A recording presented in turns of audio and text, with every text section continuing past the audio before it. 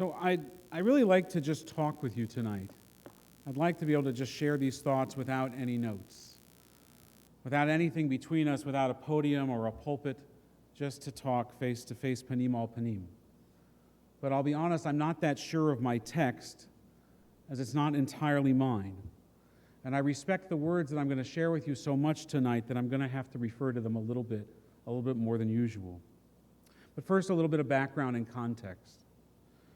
When I awoke, as we all did, to the tragedy of the Ukrainian Airlines flight, crashing with all 176 souls aboard, plummeting to their death, my heart sank, as I know yours did too.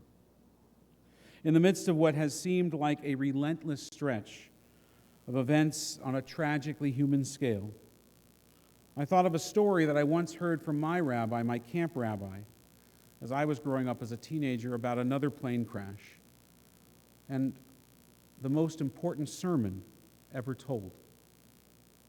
I think of this story and of that sermon every time that I learn about a tragedy like the plane crash of this past week. So this was not new to me. But I realized that in our 6.5 so years together, I've never shared this story with you, or really anyone.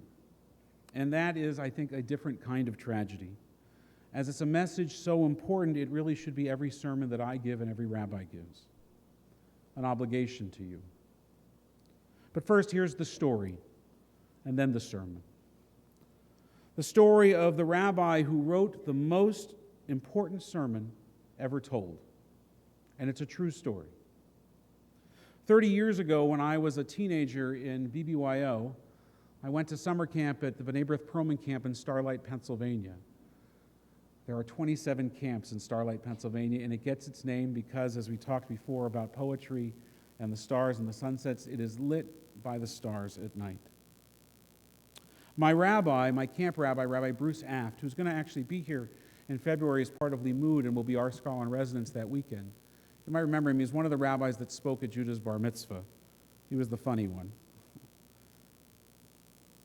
He gathered all of our teens, all of the teens in the program together.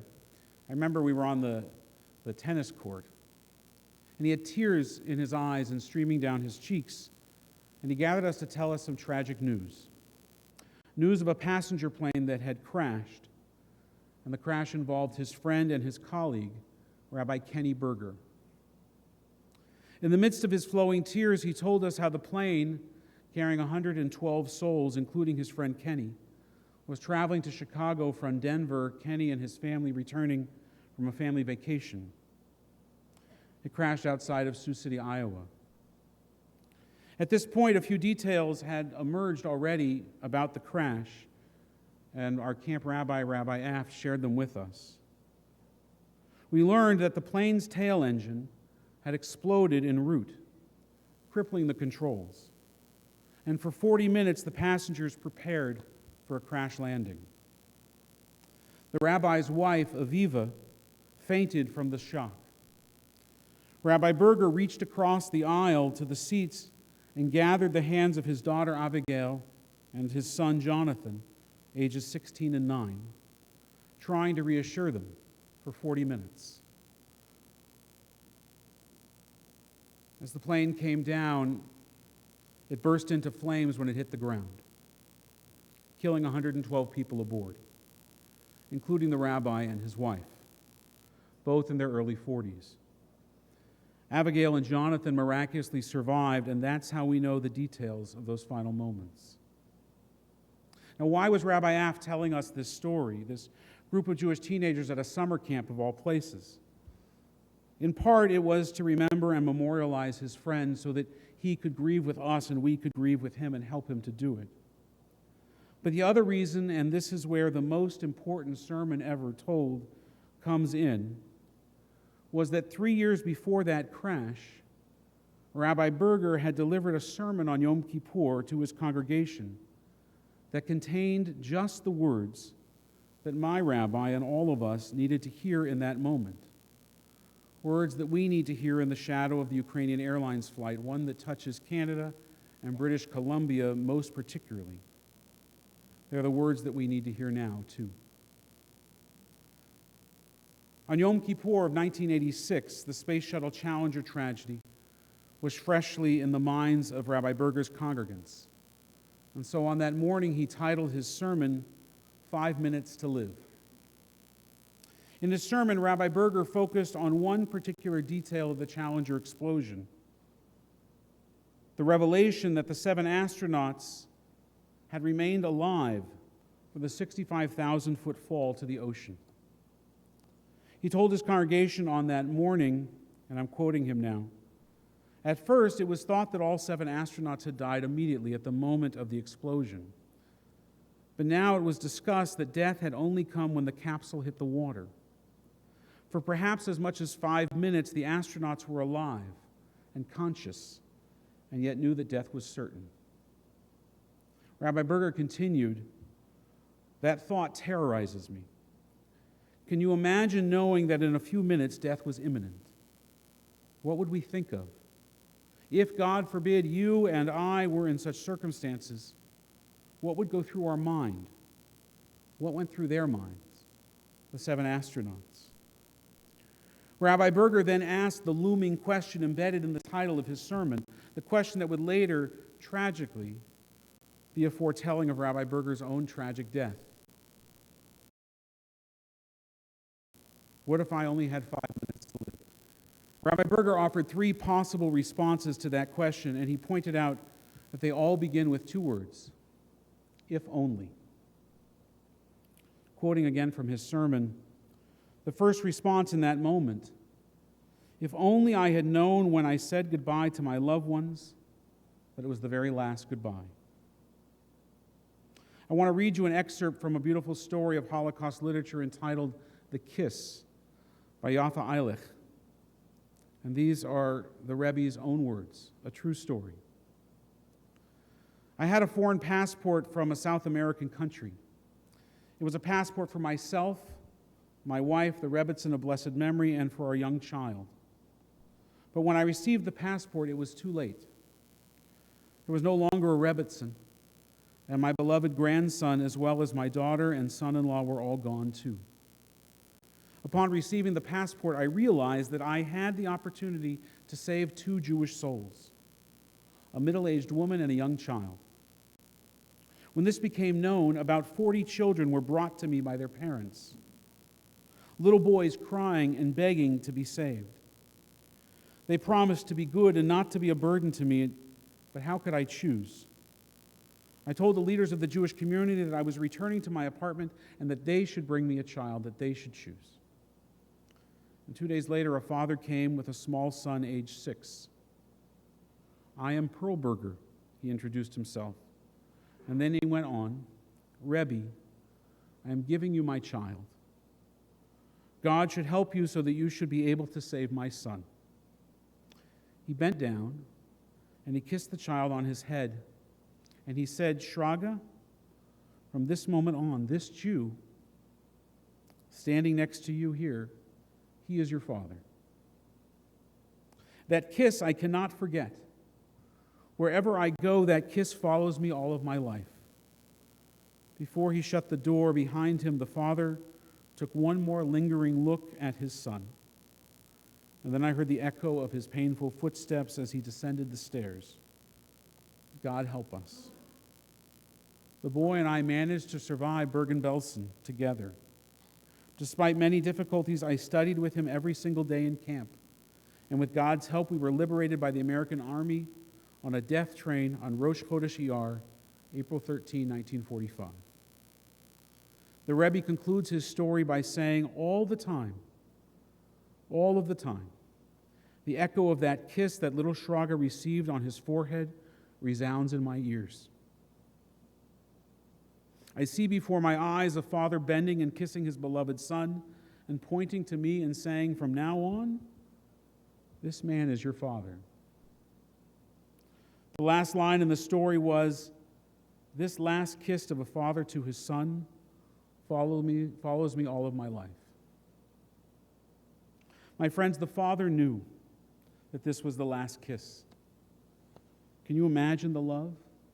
Can you imagine the warmth, the tenderness that went into that last kiss? maybe in a way he was lucky that he knew. The astronauts could not have known. If only they knew. A very real sense, none of us know the time of our last kiss. My kids come in and they kiss me before they leave for school. I kiss Aviva before I leave for the shul. Who knows what lies ahead, what tomorrow will bring? That one kiss, each kiss, must be with as much love and concern as possible.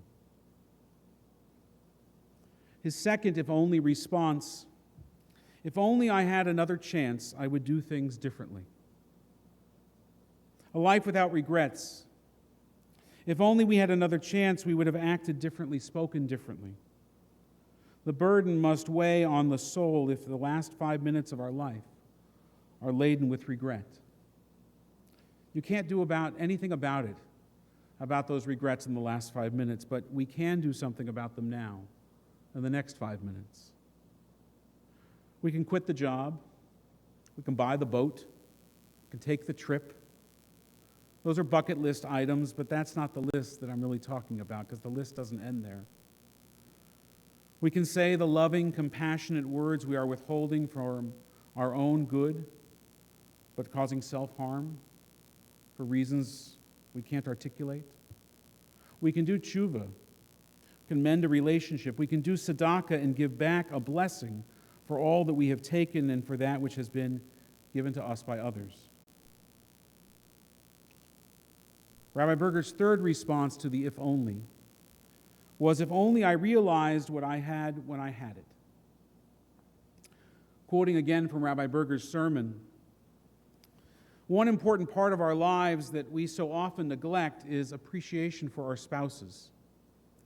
Spouses often, after years of marriage, become such strangers to each other. I'm reminded of the play by Ionesco, The Bald Soprano, about a man and a woman who meet on a train as apparent strangers. In polite conversations, they discover that they have an awful lot in common. They both live in the same town. They live in the same building. They live in the same apartment. They both have a daughter named Alice. She is 7 years old, with one blue eye and one green eye. And it's not long before they discover, to their astonishment and the astonishment of the audience, that they are husband and wife, and they've been married for 15 years. And yes, it's an exaggeration, but there is also a subtle truth. How many couples live together for years but stop sensing the other's joy, the other's frustrations, that they no longer hear the cry of urgency or the pain? They just grew through life day after day, month after month, year after year, strangers to each other.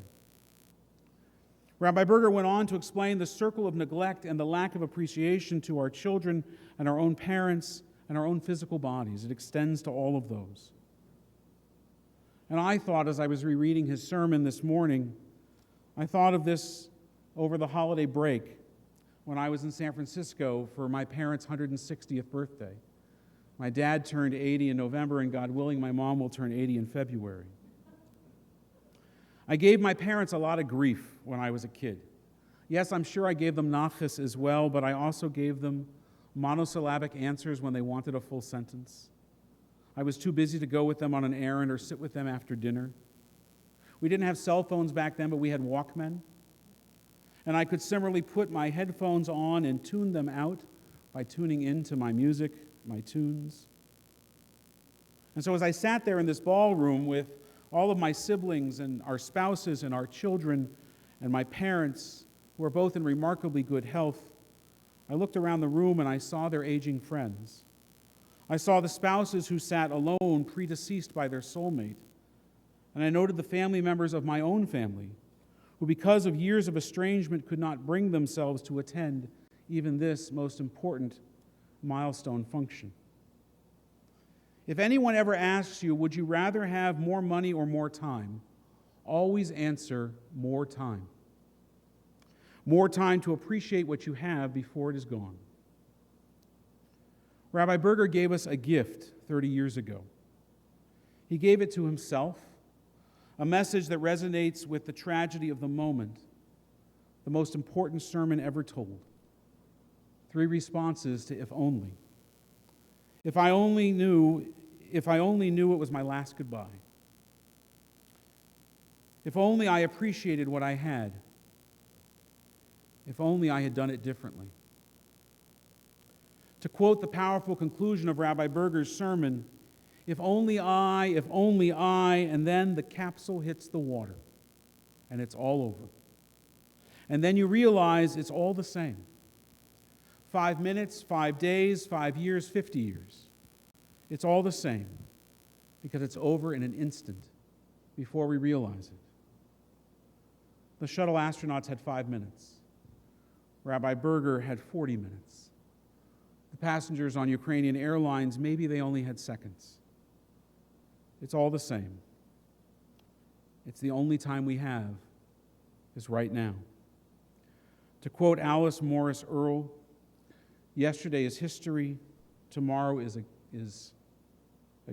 yesterday is history, tomorrow is a mystery. Today is a gift. That's why it's called the present. Amen.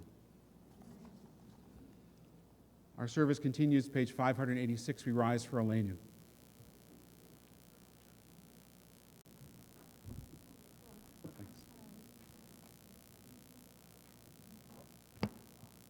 Aleinu l'shabeach l'adon hakol, l'ateg didu l'aliot ser breshit, shelo asanu kegoye ha'aratzot, velo samanu k'mishpachot ha'adama, shelo samchel kinu kahem, v'gor aleinu k'cho hamonam, ha'anachnu korim, u'mishtachavim u'modim, Lifnei melech malchei hamlachim, HaKadosh